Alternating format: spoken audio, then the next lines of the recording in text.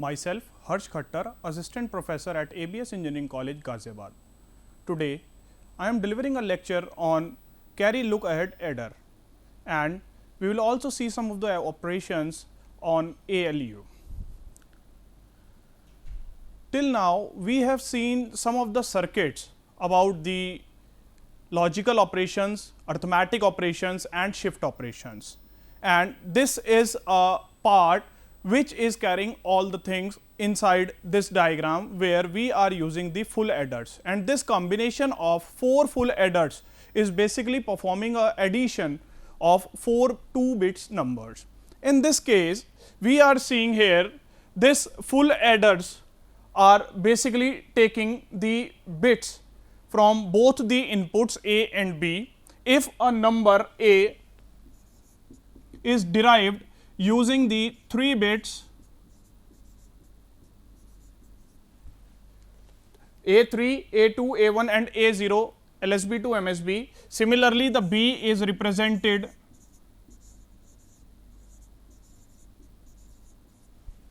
using these 4 bits. So, each full adder is using this bit and giving the 2 outputs as carry and sum.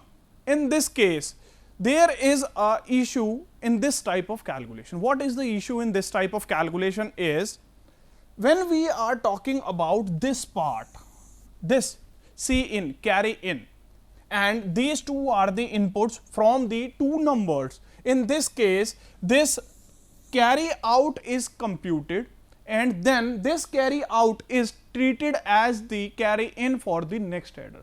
Means here the output of this is working as an input for second adder. The output of the second adder is treated as the input for the third adder, and the output of the third adder is treated as the input of the fourth one. Means if I am talking about the fourth adder, so this fourth adder can't compute its operation without the output of this C3. So, in this case, what is happening? The operations are dependent. So, this is one thing. Here we are directly say that each full adder is dependent on the previous one or connected to the carry of the previous one as an input. So, this type of adder is known as a ripple carry type adder, where the rippling of the carry is done here. So, if we are talking about this type of problem, that how we are taking this propagation delay. What is this propagation delay? Here this type of thing, where the dependency is there and this full adder is waiting for this full adder to compute the carry 3 to take as an input in itself. So, in this case, this type of thing is known as the propagation delay. So, it basically depends on the time of a particular gate, that how much time a particular gate is taking, and this basically relate to the performance of a particular circuit. If I am using 4 full adders, in this case each full adder is also carrying some gates, and at the end we are doing a computation, say one full adder is taking a time of 10 nanoseconds. Then after 10 nanoseconds it will give the carry to the second full adder. Then after 10 nanoseconds it will give carry to the third one. It means first full adder 10 seconds, 10 seconds, 10 seconds. Means after 30 seconds or 30 time units, we are receiving the input carry to the final one. So, this is the propagation delay, and you are able to see here in that example that we are seeing this data is instantaneously present with this full adder, but after availability of this it is still waiting for 30 nanoseconds to receive this part. So, this is the issue. So, what is the solution for this? So, first solution is to use the faster gates. Means if I am using some faster circuit, so instead of the 10 units of time, 10 nanoseconds or 10 microseconds, we can limit it to the 5 nanoseconds. Or there is another solution which is the most common one which we are using here, is the use of the approach which is a look carry ahead. So, this look carry ahead is basically an approach, and the circuit is known as carry look ahead adder. So, we will discuss first about this circuit. This circuit is basically works as a fast parallel adder which can takes multiple inputs and give the result instantaneously. So this basically works on two types of function. One is the propagation and second is the generation. So this propagation and generation basically comes to the carry part, and this is resultant to the propagating function carry and the generating function carry. Means the one function works as to create a particular carry, means to generate a particular carry. If my number is 1 1, so if my number is 1 1 and we are going to add this number with 1 0. So in this case 1 0 we are using 1 without carry, and here the carry is generated. So the carry is generated at this point. So the function which is used at this point is my generating function. And if there is one more thing here which I am using, like take another example 0 1 1 1 1 0 1. Now I am going to add this. See what is happening here, 1 1 0 and carry.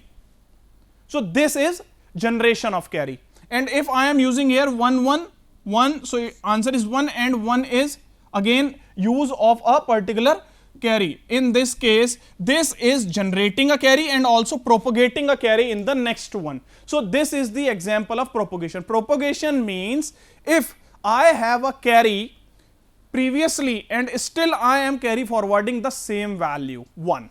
So in this case this is a propagating function. The best example of this type of function is when we have a carry here and this is my value. So in this case it is generating a carry, and the value A, the value B is not generating any carry, but the previous carry is making it propagate to the next level. So these are the two important functions to understand the concept of carry look ahead adder. So we are going to see this part in detail. To understand the concept, I have shown this part as generating carry we have and the propagating carry. When we are talking about the generation of a carry, if I am talking about two 1 1 bit numbers, in this case if a value is 0 0 means A is 0, B is 0. So what is the output? No carry is generated. 0 1 no carry is generated, 1 0 no carry is generated, means the generation of a carry is only when we have both the ones. So in this case if both the ones are there, my output is a carry. So in this case this generating function says if A is 1, B is 1 only, then we are getting a carry 1. So which gate we are using here? I have also discussed in detail in the logic operations of ALU that this is a alias of AND operation. So here we are using A dot B as a generating function. So the representation of this function is G represents the generating one and A comma B are my inputs, so it is A dot B. And when we are talking about the propagation of the carry, what it means? Propagation means I already have a carry. Take an example, if I have a number 0 and I am using 1, so this is not generating any carry because 0 1 is resulting to the 1 which sum up in the sum part, not a carry. Carry is 0. So when the carry is going to propagate, either A or B, means either the first number or second number is 1. If none of the number is 1, then carry can't propagate, it just convert it to the sum part. So here either A or either B can be 1, in this case with this carry in. Now it is a combination which propagates the carry. So if I am going to derive this with the help of circuit, then this is a truth table where in circuit we are providing the inputs. So here you are able to see clearly, if we are talking about this first value where all the inputs A, B and carry in are 0, then our carry out is 0. Here I am not focusing on the summation part, as we know in addition we have two outputs, sum and carry. Currently I am only focusing on the carry because the delay is due to carry, the delay is not from the sum part. So I have separated sum and carry, and on this part we are only focusing on the carry. So this carry is 0. In this case, when either one or this, either A or either B should be 1, in this case both are 0. So no carry is propagated and generated. So in this case none of the operation is performed from this propagation and generation. So our focus is on propagation, means the propagating a carry, and generation of a new carry. Similarly, there the carry, this condition is false, so we are saying no generation of carry is there. But when we are saying either A or B is 1, yes, here it is, and input carry is also 1, in this case the carry propagates, not a new carry is going to generate, just a older one is going to propagate in the next cycle. Similarly, when we are talking about A is 1, carry is 0, so in this case none of the operation is performed among this propagation and generation, this case say propagates. And what about the next one? If A and B both are 1 and carry doesn't matter, A and B both are 1 means the main part are generating the carry. So this A and B, this AND gate is performed, and we are saying a generating function is in use. So in this case generate. And what will happen if all the inputs are 1? In this case this result to the generation, and as the condition says A or B should be 1 and carry input is 1, in this case the propagation is done. So here generate as well as propagate. So when we are talking about generate and propagate, both are happening here. So in this case we are using the XOR. If we are not talking about this case generate and propagate, then in some books it is mentioned that we can also use the, here in this case we can use generally the OR, as either one is resultant to the propagation. Okay, so in this case we can also use this circuit, but the preferable one is the XOR, because in this case when we have 1 1 1 it is also saying the propagation, and we are talking about, no, we are not taking the 1 1 1 combination, means A B, if both are 1 we are talking this is a generation part, so we are not counting it in the propagation one. So if we are taking OR gate, then the output of this 1 1 is 1. So better thing is to take the XOR gate in this place. So sometimes a student get confused that what we are using here. So for smooth conduction and smooth understanding, we are using here the AND gate and here XOR gate. So this is about the functionality. And when we are talking about the circuit which is based on this particular part, which I have discussed in the form of truth table, we can say this type of generation and propagation is happening here. So the equations are same, and we are using here this XOR gate of these bits as the propagation, and this is for the generation. And similarly we are deriving the complete circuit as we are using the 4 bits. So the 4 circuits are derived here, first, second, third and the fourth, and at the end we are getting this summation. So there is no issue of the summation, as in the addition we have sum and carry, and sum consists of the XOR gate. So XOR gate you are able to see here in the form of sum, and when we are talking about this part, this is the important one, the final carry. So this is the important one. And how we are deriving the equations for all these. So this is the important one when we are talking about the next part. So this is how we are deriving the particular expression. Here the carry, which is the output of first one, is going as the input of the second one. How we are deriving this part? So this part is derived using this. So this is my input carry, and this is my generating and propagating function, and on behalf of this we are able to determine the upcoming carry. So in this case we are saving our time. So we are saving the part and reducing the propagation delay. So this is the main concept of carry look ahead adder. You can also explain this generating and propagating function with the help of, this is basically the AND, So if we are talking about I, so we can take this and this is Bi. And what is the Pi? Pi is basically Ai XOR Bi. So in this case, this is the Ci is the input carry, A and B are the inputs, this is input. So in this manner, if I am going to the last version, which is my C4, so if I am going to replace these values, I am getting the final result. So this is the good thing about carry look ahead adder. See, when we are elaborating, we are putting these original expressions into the main one. So this is the resultant. Now I am going to substitute the values and this part is the resultant one. As I am talking about this part, you can also explain this as the AND gate and this is as the XOR, and this part is replaced here. Then next one is C2, so you can replace this part in C2, then C3. So at the end you are getting this expression. And the beauty of the algorithm is all these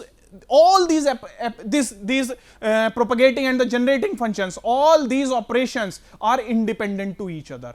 So here when we are going to compute the generation functions, this propagating functions, so these are independent. Now for finding the final carry, it is not required to wait for all three adders to compute first. So the time of 10 nanoseconds, 10 nanoseconds, 10 nanoseconds, no, it is not required. The minimum time is required for this independent operations. So 1, 2, 3, 4, 5. So these 5 operations are going to perform, and if they are using the single clock cycle, means at 5 seconds you are getting the result which is previously in the 30 seconds. So this is about the carry look ahead adder.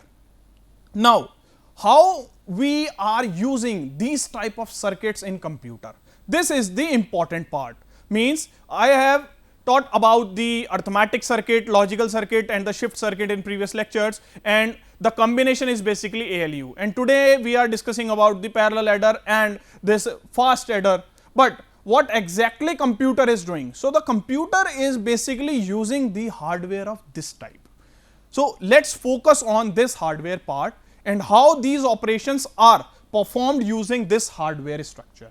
So some of the terminologies are new and some of the terminologies you have already studied in the first unit, like these registers A and B, like complementer circuit where we are basically using the XOR gate. So at the end in the circuit we are using those operations only, nothing new is there, but collectively they are able to solve the new problems. So we will see some examples here. So have a look to this hardware circuit where we are taking inputs in A and B. So as mentioned here, this is a B register for one number, this is A register, and these are the two circuits. In this circuit we are basically using the signed magnitude numbers. Say my number is 6 plus 6. So the binary representation of plus 6, if I am talking about the signed magnitude representation, so signed bit is 0 and the magnitude part is this. Another number, take the number is say plus 4, 0 represents the plus, and the next one is its binary representation. So the first thing is to identify which is A and which is B. In this case I am representing here, say this is my A, this is AS. AS represents the sign bit of A and BS represents the sign bit of B. This is my number. If this register is of 8 bits, then the MSB 4 bits are 0 because we need to complete a particular number. If this B is a negative number, in this case BS is converted to 1.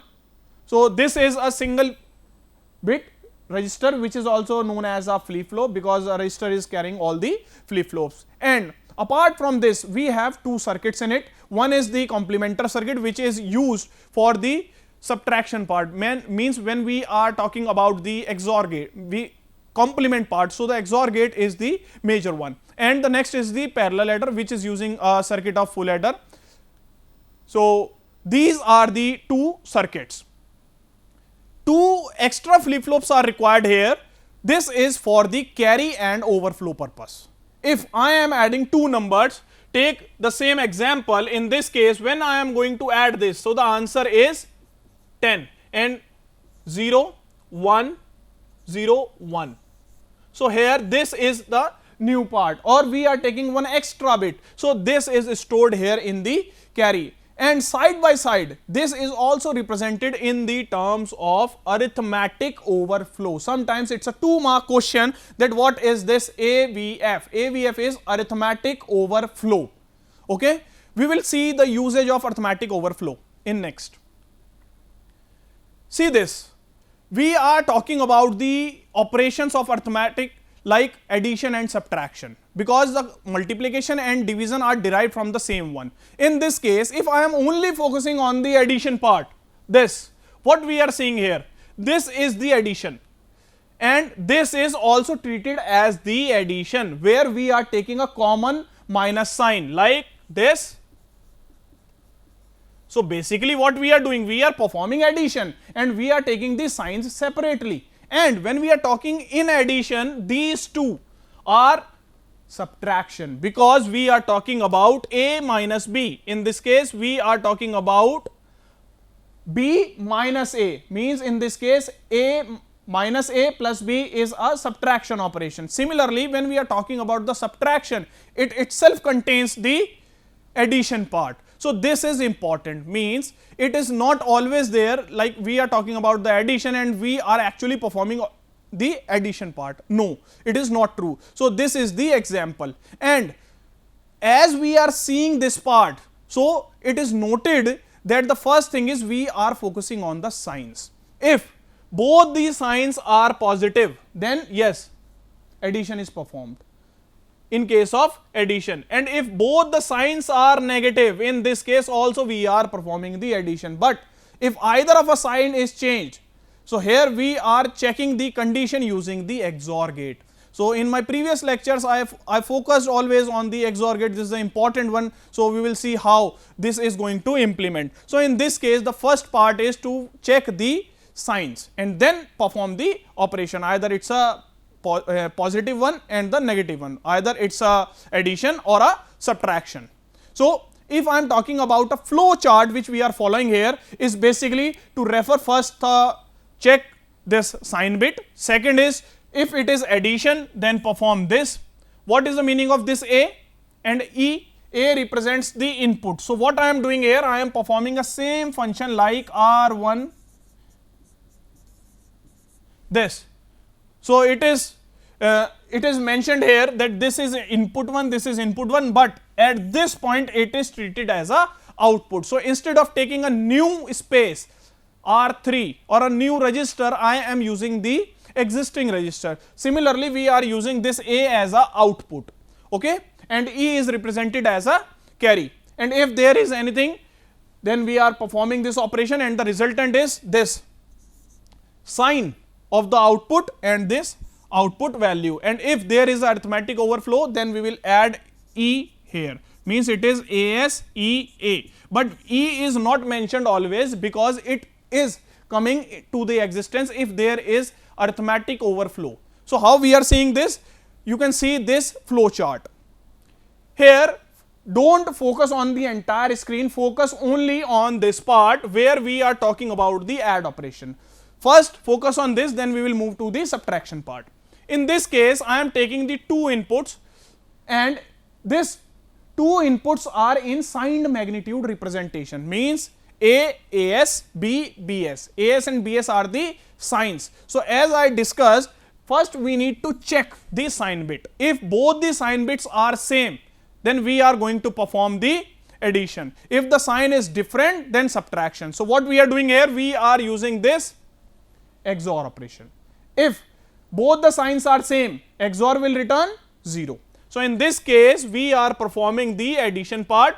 In case of addition, what we are doing, A and B, two numbers are there and we are adding it as EA, means the result is going back to the A, and if carry is generated, we are saying it is arithmetic overflow. Arithmetic overflow is not an error, it's just a warning that don't forget in the output that E is generated.